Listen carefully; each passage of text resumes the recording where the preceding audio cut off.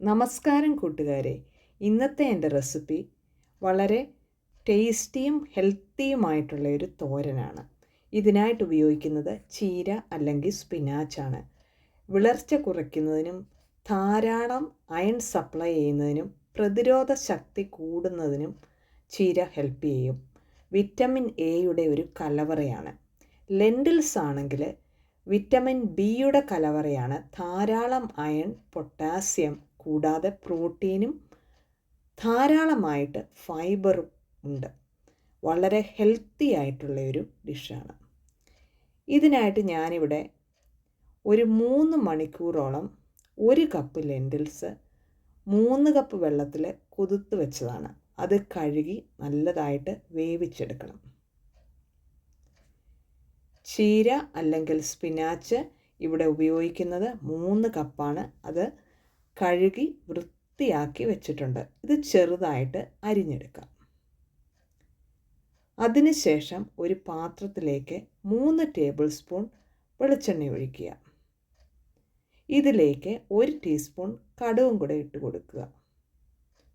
കൂടാതെ ഒരു വലിയ സവോള ചെറിയ കഷ്ണങ്ങളാക്കി അരിഞ്ഞതും 2 പച്ചമുളക് ചെറുതായിട്ട് അരിഞ്ഞതും ഇട്ട് നല്ലതായിട്ടൊന്ന് വഴറ്റിയെടുക്കുക.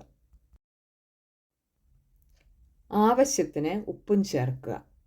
ചീര ഇലയുടെ കളറ് അധികം പോകാതിരിക്കാനായിട്ട് പെട്ടെന്ന് ഒരു 5 മിനിറ്റോളം ആവിയിൽ വേവിച്ചെടുക്കുകയാണ് ചെയ്യുന്നത്. ഒത്തിരി നേരം വേവിച്ചാൽ ഇതിലുള്ള വിറ്റമിൻസ് നഷ്ടപ്പെടുകയും ചീര ഇലയുടെ കളറ് മങ്ങി വരികയും ചെയ്യും.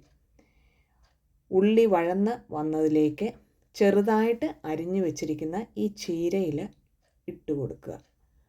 ഒരു 2 മിനിറ്റ് നല്ലതായിട്ടൊന്ന് ഇളക്കിയെടുക്കുക. പിന്നെ ഇതിൻ്റെ അരപ്പിനാവശ്യമുള്ളത് 1 കപ്പ് തേങ്ങ ചിരണ്ടിയത്, 1/2 ടീസ്പൂൺ ക്യുമിൻ സീഡ്സ് അല്ലെങ്കിൽ ജീരകം, 3 അല്ലി വെളുത്തുള്ളി, 1/2 ടീസ്പൂൺ മഞ്ഞൾപ്പൊടി, 6 ചുമന്നുള്ളി, 5 കാന്താരി. അധികം എരിവ് വേണ്ടാത്തവർക്ക് അത് ഒഴിവാക്കാം. കാന്താരി ഇതുപോലെ ഒന്ന് ഒതുക്കിയെടുക്കുക. ഈ വഴറ്റിയ ചീരയിലയിലേക്ക് ഈ ഒതുക്കിയെടുത്ത തേങ്ങായും കൂടെ ചേർക്കുക. ഈ തേങ്ങായും കൂടെ ചേർത്തതിന് ശേഷം ലെൻറ്റിൽസും കൂടെ ചേർത്താണ് നമ്മൾ വേവിക്കുന്നത്.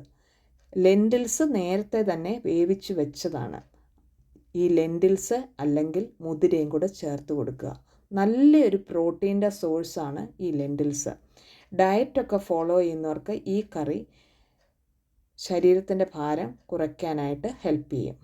ഇത് എല്ലാം ഒന്ന് ഇളക്കി നല്ലതായിട്ടൊന്ന് ഇളക്കിയതിന് ശേഷം ഒരു 5 മിനിറ്റ് മാത്രം ഒന്ന് ആവി കയറ്റിയെടുക്കുക. 5 മിനിറ്റ് കഴിയുമ്പോഴത്തേക്ക് ഇത് കറക്റ്റ് പാകത്തിന് വെന്ത് വന്നിരിക്കും. പിന്നെ വെള്ളം ഇതിൽ ചേർക്കേണ്ട കാര്യമില്ല. ഇലയിൽ നിന്നുള്ള വെള്ളവും ആ തേങ്ങ ഒതുക്കിയ വെള്ളവും മാത്രം മതി. കൂടാതെ വെള്ളം ചേർക്കേണ്ട കാര്യമില്ല. കൂടുതൽ വെള്ളമയം ഉണ്ടെങ്കിൽ അത് ഒന്ന് ഇവാപ്രേറ്റ് ചെയ്യാനായിട്ട് ഒരു 5 മിനിറ്റ് തുറന്നു വെക്കുക. വളരെ ഹെൽത്തി ആയിട്ടുള്ള ഈ റെസിപ്പി നിങ്ങൾക്ക് ഇഷ്ടപ്പെട്ടെങ്കിൽ ഒരു ലൈക്ക് തരാൻ മറക്കരുതേ കൂട്ടുകാരെ. ആദ്യമായിട്ട് കാണുന്നവരെ ഒന്ന് സബ്സ്ക്രൈബ് ചെയ്ത് സപ്പോർട്ട് ചെയ്യുക. Thanks for watching. Signing off Shaina Thomas.